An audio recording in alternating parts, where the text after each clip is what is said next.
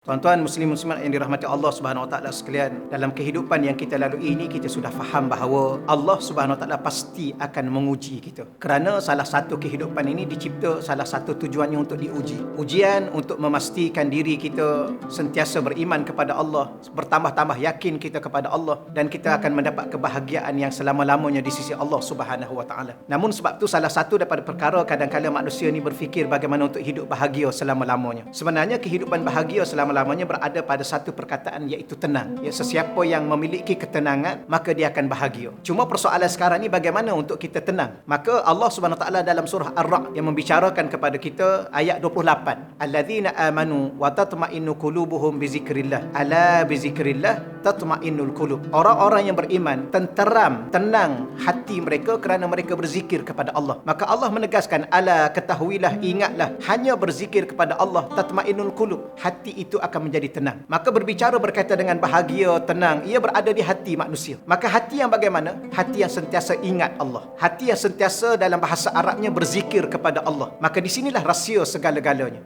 Bila mana kita ingat Allah, kita akan bertambah keimanan dan keyakinan kita kepada Allah. Bila mana kita ingat Allah, kita akan bertambah khusyuk dengan Allah. Bila mana kita ingat kepada Allah, maka kita akan bertambah bahagia. Ya, kerana bahagia itu sebenarnya pada sebuah ketenangan. Saya bawa contoh mudahlah, tuan-tuan muslim-muslimat yang dirahmati Allah sekalian. Salah satu contoh yang mudah ialah, kadang-kadang ada orang muda bertemu dengan saya, ni sering saya sebut, ya ustaz, tolong doa pada saya supaya saya bahagia, sebab saya dah tak lama untuk mendirikan rumah tangga. Maka saya jawab kepadanya, sekadar mendirikan rumah tangga belum cukup untuk kita membina bahagia. Kerana berapa ramai orang yang sebelum itu bahagia, tetapi setelah berumah tangga sampai hari ini mereka mengadu bahawa mereka derita, mereka kecewa, mereka resah dan sebagainya. Tapi di sini barulah kita faham bahawa membina rumah tangga semata-mata itu belum tentu bahagia. Tetapi membina rumah tangga itu bukan untuk bahagia pada asalnya, tetapi untuk membina ketenangan. Ini untuk remaja lah, untuk pemuda-pemuda dan pemudi-pemudi di luar sana khususnya. Ya, bila mana kita nak berumah tangga dengan niat kita nak tenang. Ya, bila mana hati kita tenang,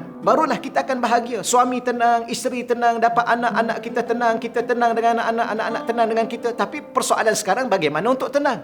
Maka ayat tadilah, surah Ar-Ra'd 2 ayat 28 tadi, ala bi zikrillah tatma'innul qulub, ketahuilah hanya ingat Allah, hati kita akan tenang. Maka bila mana berumah tangga contohnya, maka isteri ingat Allah, isteri solat, isteri tutup aurat, suami ingat Allah, suami solat, suami bertanggungjawab, suami bekerja mencari harta yang halal, maka di situlah timbulnya ketenangan. Saya ulang lagi sekali supaya kita faham. Apa makna ingat Allah? Bila mana ingat Allah, kita beribadah kepada Allah. Bila mana ingat Allah, kita membaca Quran Allah. Bila mana kita ingat Allah, kita jaga halal dan haram. Bila mana kita ingat Allah, kita menjauhi segala perkara maksiat. Di sinilah akan terbitnya hati kita menjadi hati yang tenang. Maka bila mana hati suami tenang, hati isteri tenang, hati ibu bapa tenang, hati sebuah masyarakat tenang, di situlah hakikat bahagia dan keselamatan dan kesejahteraan sebenarnya. Di situlah yang dinamakan hati yang sentiasa berzikir kepada Allah Subhanahu Wa Taala. Wallahu a'lam.